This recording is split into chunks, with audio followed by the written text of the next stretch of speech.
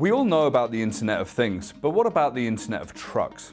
There could be up to 4 million trucks in that network, all capable of making smart decisions in real time. That's a real economic engine putting fleet operators on the road to growth. Trucking is essential for everyday life. Everything we see around us has been delivered here on the back of trucks. The trucking companies that are really getting it right are mastering the data that they collect. These are 40-ton high-tech machines. When you have a connected fleet, you can imagine all the data that they generate with every quarter mile they drive.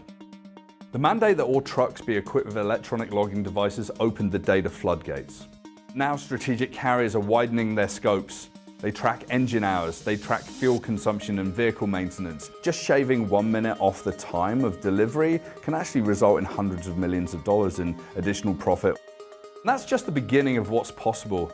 As trucks and forklifts and loading docks start talking to each other, but it takes processing speed to get there.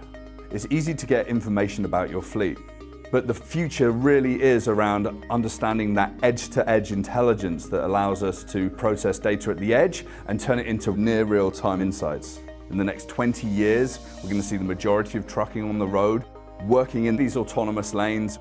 That's when you're going to see chains of trucks working together, anticipating one another's next move. That doesn't mean fewer workers, it just means they work differently. They work smarter. The drivers get that lower latency that 5G enables. Trucks can go on autopilot and become mobile workstations so drivers could plug into Command Central and do other types of work.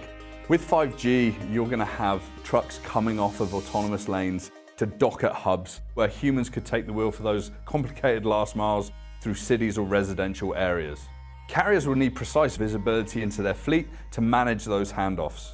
Ultimately, we'll want the same thing out of our Internet of Trucks that we want out of the Internet of Things. Seamless interactions, having our needs anticipated, and the ability to get even more mileage out of our days.